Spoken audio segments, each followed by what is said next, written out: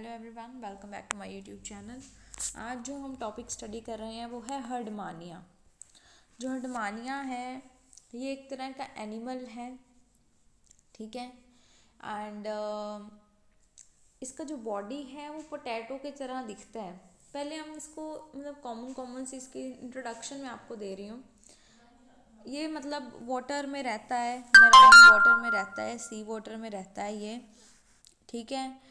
And ये इसका diagram देखो, ये फुट है, फुट से ये अटैच रहता है किसी भी चीज़ के साथ। इसने अटैच होना तो ये फुट की हेल्प से अपना अटैच हो जाएगा और इसका जो फुट है वो एक बैलेंस की तरह काम करेगा, ठीक है।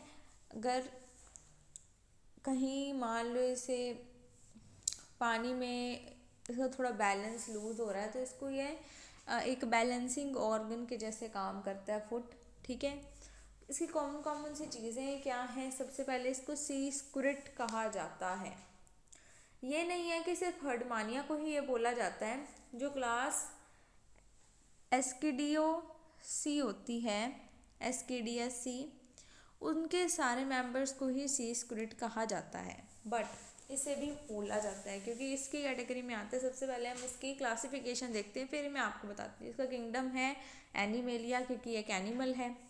देन इसका फाइलम इज कोरडेटा। इसको कोरडेटा में क्यों रखा हुआ है? कोरडेटा में हम किसी भी एनिमल को तब रखते हैं जब उसके अंदर नोटोकोड प्रेजेंट हो, ठीक है। उसके अंदर फेरेंजियल गिल स्लिट्स प्रेजेंट हो, उसके अंदर हमारे पास और क्या प्रेजेंट होना चाहिए? पोस्ट एनल टेल प्रेजेंट हो और नर्व कोड प्रेजेंट हो। ये चार चीज़ें जब भी किसी भी ऑर्गेनिज्म में होती हैं तो हम उसे फाइलम कोऑर्डेटा में रख देते हैं। नेक्स्ट चीज़ ये है कि मैं आपको ये बताना चाहती हूँ कि कई ऐसे होते हैं एनिमल्स जिसमें नोटोकोड जो है, नोटोकोड ये वाले जो भी मैंने आपको कैरेक्टर्स बताए, ये अपनी पूरी ये एक तो वेल डेवलप होते हैं और अपनी पूरी की पूरी लाइफ में उनके पास प्रेजेंट होंगे, ठीक है। तो हम उन्हें ग्रुप यू कोऑर्डिनेटा में रखते हैं। अगर ऐसा नहीं है, अगर उनके पूरे लाइफ टाइम में उनके पास जो है ये करेक्टर नहीं है, नोटोकोड, मान लो इसमें से कोई भी करेक्टर है तो इनकी कोई लाइफ स्टेज में प्रेजेंट है but through out the life वो करेक्टर इनके पास नहीं है, पर कभी था या उनकी बाद में प्रेजेंट होगा वो चीज़, ठीक है। तो कभी ना कभी वो चीज़ प्रेजेंट होगी but through out the life, पूरी लाइफ में वो चीज़ उसके पास नहीं है, कुछ स्टेज ऑफ लाइफ पे वो हो सकती है।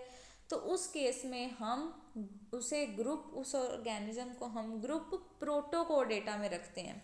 तो इसमें आपको दिख रहा है कि मैंने इसको ग्रुप प्रोटोकोडेटा में रखा है ना। इस वजह से रखा है क्योंकि इसमें हमारे पास जो नोटोकोड है वो through out the life present नहीं होती है। इस वजह से वो सिर्फ इसके अंदर जो पोस्ट एनल टेल है, इसमें पोस्ट एनल टेल का, इस वजह से इसको प्रोटोकोडेटा में रखा है। इसको क्यों रखा है? क्योंकि जब इसकी लार्वा की फॉर्म होती है उस टाइम पर इसके पास पोस्ट एनल टेल होती है, बट जब ये एडल्ट बन जाता है तो इसके अंदर कोई पोस्ट एनल टेल नहीं पाई जाती। इस वजह से इसे ग्रुप प्रोटोकोडेटा में रखा जाता है। देन इसका सब फाइलम है यूरोकोडेटा, तो इसको यूरोकोडेटा में रख दिया जाता है। देन क्लास इज एस्किडिया सी, ठीक है, एस्किडिया सी है इसकी क्लास। अब इसको क्लास एस्किडिया सी में ही क्यों रखा जाता है?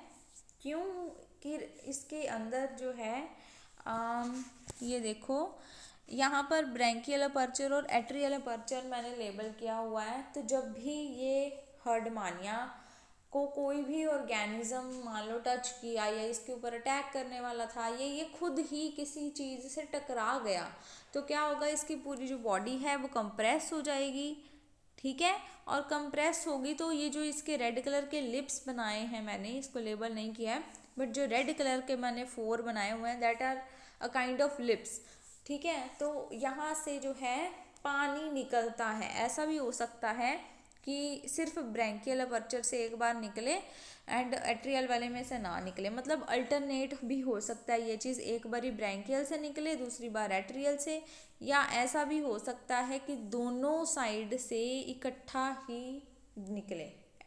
अल्टरनेट भी हो सकती है ये प्रोसेस और इकट्ठा भी हो सकता है इसमें। तो इस वजह से इसको SKDAC में रखा जाता है और इसे सी स्क्रिट कहा जाता है। ठीक है। देन फैमिली इसकी है हमारी पायूरेडी, पायूरेडी। ठीक है। इसके कुछ और भी नाम्स हैं, एक तो इसको एस्केडियन कहा जाता है, इसको एस्केडियन इसकी क्लास की वजह से कहा जाता है। ठीक है। देन इसको ट्यूनिकेट भी कहा जाता है। ट्यूनिकेट इसलिए कहते हैं क्योंकि इसकी जो बॉडी है पूरी की पूरी हर्डमानिया जो है, इसकी जो बाहर वाली लेयर है that is known as testa, और टेस्ट का दूसरा नाम इज क्या होता है, टेस्ट का दूसरा नाम ट्यूनिक। तो ट्यूनिक जो है इसके बाहर जो है एक हम कह सकते हैं जैसे हमारी बॉडी की जो बाहर वाली लेयर है दैट इज स्किन, तो इसकी बाहर वाली लेयर क्या होगी, टेस्ट होगी। और जो ये टेस्ट है, टेस्ट की वजह से इसे एक ट्यूनिकेट कहा जाता है। ठीक है। देन इसके जो है जो हर्डमानिया है, इसको जब पहले फर्स्ट जो साइंटिस्ट ने इसे ढूंढा था तो तब इसका नाम हर्डमानिया रखा गया था, बट उसके बाद एक और साइंटिस्ट आए, उसने उसका नाम क्या रखा था, रैप्डोसिंथिया। उसके बाद है कि ये हर्डमानिया कहाँ कहाँ पर पाया जाएगा, और मतलब इसका हम हैबिट और हैबिटेट देखते हैं। सबसे पहले ये कॉस्मोपॉलिटन है, मतलब बहुत ज़्यादा जगह पर ये पाई जाती है। मैराइन है, मतलब सी वाटर में रहेगा ये। और एक आर्कटिक ओशन होता है, वहाँ पर आई गेस ये प्रेजेंट नहीं होता है। ऑलमोस्ट बाकी सारे के सारे मैराइन वाटर में ये प्रेजेंट होगा। ये एक एस्केडियन है, वो मैंने बता दिया आपको, इसकी क्लास की वजह से इसको एस्केडियन कहा जाता है। देन आज तक जो है इसकी 18 स्पीशीज़ जो हैं वो रिपोर्ट की गई हैं, बट जो 4 स्पीसीज़ हैं वो इंडिया में भी पाई गई हैं। उसमें मैंने 3 लिखी हैं, हर्डमानिया पैलिडा, हर्डमानिया माउरी टी अना, माउरी टी अना। ठीक है। एंड एक और लिखी हुई है, जो इसमें से हमारे पास हर्डमानिया पैलिडा है, जो ये वाली है ना, ये सबसे कॉमन है हमारे इंडिया में, बहुत ज़्यादा अमाउंट में ये पाई जाती है सी वाटर में। एंड ऑल्सो हम इस पूरे चैप्टर में जो भी स्टडी कर रहे हैं वो इसको ही स्टडी कर रहे हैं, इसको ही जो है इसके बारे में ही सब कुछ देख रहे हैं। नहीं तो बाकियों में भी बाकी भी है तो हर्डमानिया ही, बट उसमें हल्का फुल्का थोड़ा बहुत चेंज आता रहता है, तो हम स्पेसिफिकली हर्डमानिया पैलिडा को देख रहे हैं। तो इसकी एक्सटर्नल मॉर्फोलॉजी देखते हैं। इसका मैंने यहाँ पर लेबल किया हुआ है बॉडी प्रॉपर। ठीक है। इतना ये पूरा बड़ा वाला जो रीजन होगा, ये जो मैं दिखा रही हूँ इतना, ये पूरा जो है वो बॉडी प्रॉपर है। देन इसकी आउटर कवरिंग मैंने बता दिया टेस्ट है। ठीक है। और नीचे क्या है, इसका फुट है। फुट के ऊपर क्योंकि मैंने बताया कि ये वाटर में होगा, तो ये जो है वो पानी में सी वाटर में बहुत गहराई में 5 to 9 मीटर्स जो है नीचे डीप इन द सी जो है ये पड़ा होता है।